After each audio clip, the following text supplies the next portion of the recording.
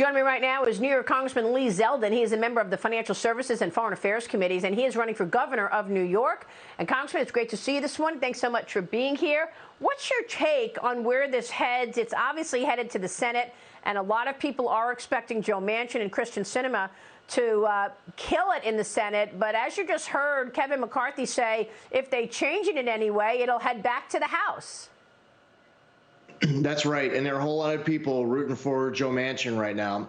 He might be on the other side of the aisle for me. He deserves full credit for the fight that he's put up to today. He doesn't get any credit yet for the fight that has not yet happened tomorrow. Hopefully he stays strong.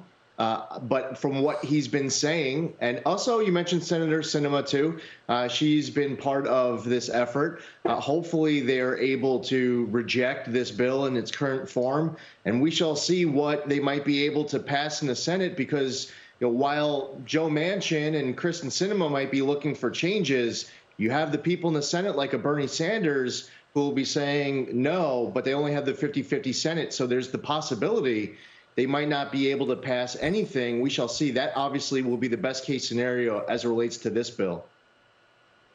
Yeah, I mean, Congressman, look, at this point, Americans are not happy with a number of things that Joe Biden is doing. And most importantly, inflation is in their face.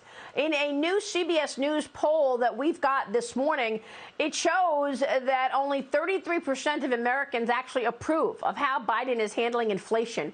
36% for immigration and only 39% for the economy. His approval ratings are plummeting, not as bad as his sidekick, Kamala Harris, but it's just clearly voters are rejecting these policies, and yet the Democrats are pushing forward. Nancy Pelosi wanted a vote. She got her vote. Now it's going to the Senate. I mean, do you think they're just not listening to the voters because they know they're going to lose the majority next year?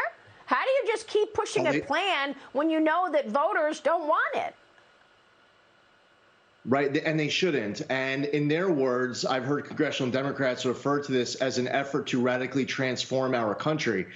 From the fiscal standpoint, you have the deficits and the debt concern of the American public. Some members of Congress, like Rashida Tlaib, say this bill is the floor, not the ceiling. And then on top of all of the spending and taxing components of it, you have the policy changes, like several tens of thousands of new IRS agents to be spying on average everyday Americans, or the mass amnesty for illegals, or the increased child tax credits for illegals too. I believe that from one crisis to the next, Afghanistan, our southern border, and now this, the average American is watching one party rule in D.C. and the Biden administration in particular, and they feel like they don't have competency with some of these issues. And with others, they feel like the administration knows exactly what they're doing wrong, but they're doing it anyway, which is even worse than being incompetent. I don't believe that this president and his team are equipped to be able to turn things around. That's not good for our country.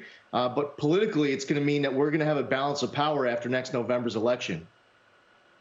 Well, look, Kevin McCarthy spoke literally for 8 hours, 32 minutes on Thursday night to delay their vote. They only did it the next morning. And Nancy Pelosi said, well, I didn't really pay attention to what Kevin McCarthy was saying. I don't care what he was saying. But we're seeing the results in these elections. If the elections were not sign of trouble for the Democrats, how about these fundraising numbers? The Republican National Committee outraised the Democratic National Committee in October by more than $2 million, Congressman. Your thoughts on what the people are saying, from voters to donors? The pendulum is swinging back. It started November 2nd. We saw it in Virginia with the governor's race. In New York, it happened with a whole bunch of races. It happened in Jersey and elsewhere, too.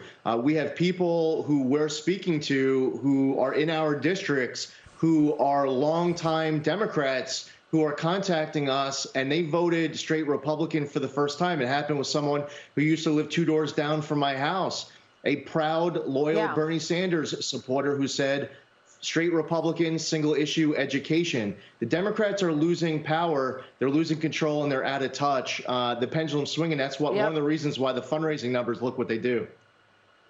So real quick before you go, if you were to win and become governor of New York, what would be your #1 priority? We'll have a budget come out right away, but on the economic front, public safety, education, there's a lot to do in that initial budget. Let's repeal cashless bail. Let's have parents more involved in a higher quality education in school. Let's have able-bodied adults back into the workforce when there's available jobs. That list goes on. There's a lot to do in New York and across our country to save our country and to save our state. Well, you make a good point. Cashless bail was one of the reasons crime certainly skyrocketed in New York. Congressman, it's good to see you. We'll be watching. Lee Zeldin joining us this morning in New York. We'll be right back.